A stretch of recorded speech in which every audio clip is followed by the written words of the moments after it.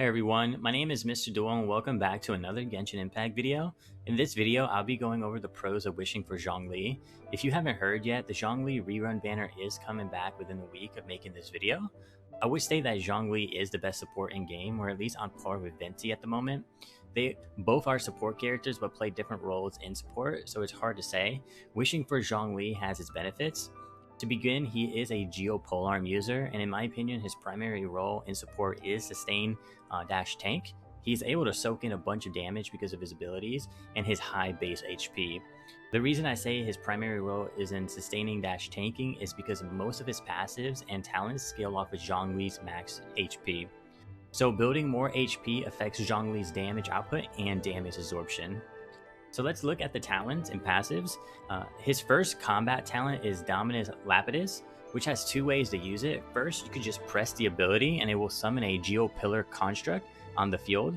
While the Stone Stele is on the field, it will deal AoE Geo damage intermittently, and it lasts for roughly 20 seconds.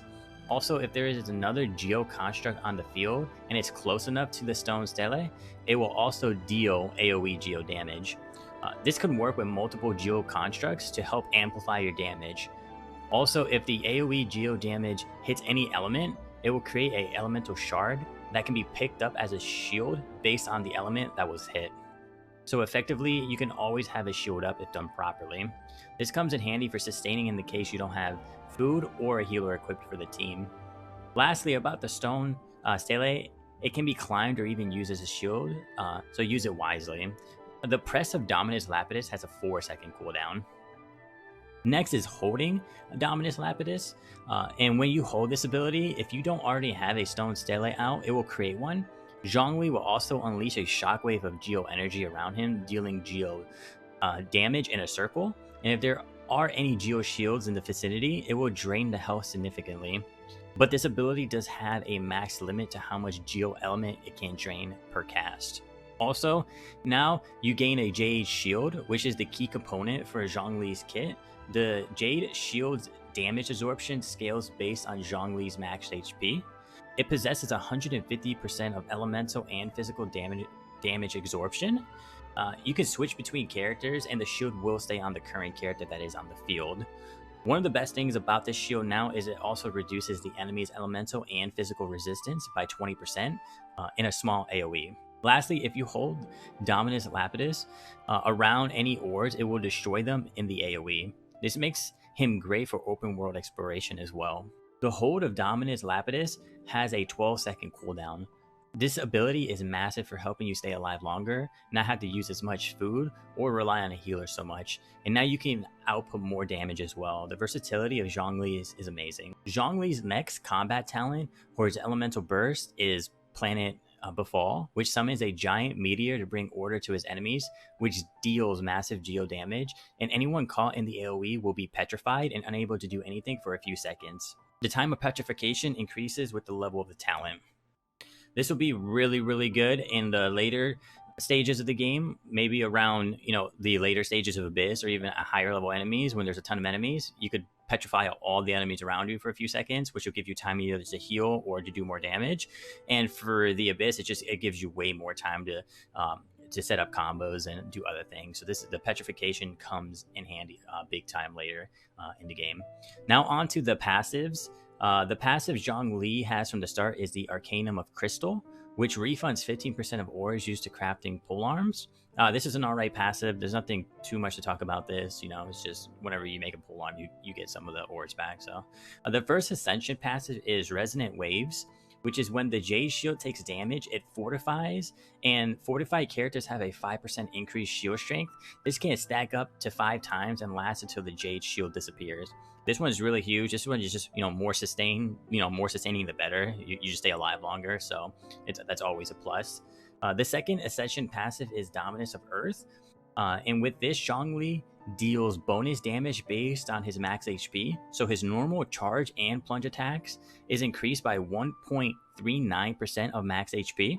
Dominus Lapidus, Stone Stele, Resonance, and hold damage is increased by 1.9% of max HP. Finally, Planet Befall is increased by 33% of max HP. As you can tell, Zhongli benefits greatly for building into heavy sustain. I'll talk briefly about some builds. The first build can be a pure tank. Circlet, Hourglass, and Goblet main stats, HP percent. Then look for like flat HP, energy recharge, crit rate, or crit damage for the substats. And for the feather and flower, the same substats as I just stated. Just change the flat HP with HP percent. You can change the substats as you see fit. This all comes down to your personal preference. This is just kind of something I would recommend if you're just going to build him for, a pure sustain build. But there's many ways to build him. As I'm currently running a hybrid build, which I will show in the video as we're seeing right now. My main stats are Hourglass, HP percent, the Goblet attack percent, and Circlet is attack percent.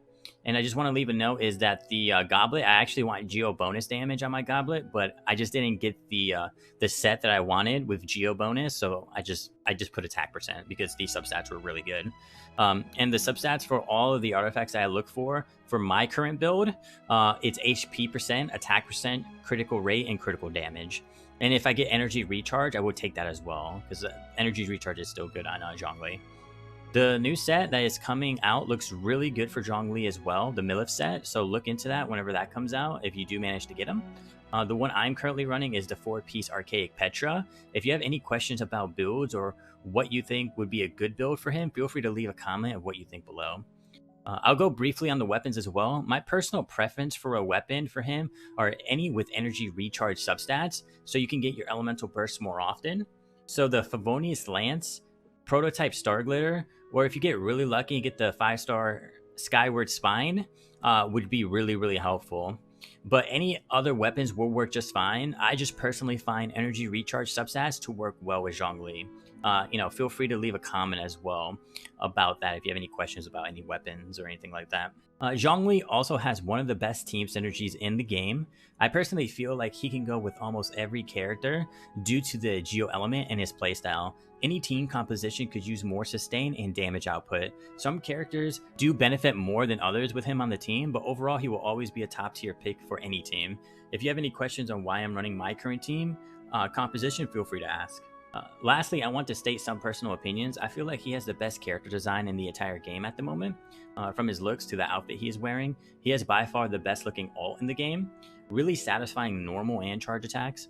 Top tier voice actor, but overall, I really do feel like he will bring so much to any team. He will make a lot of the endgame content more bearable with his high sustain and petrification for slowing down larger enemies.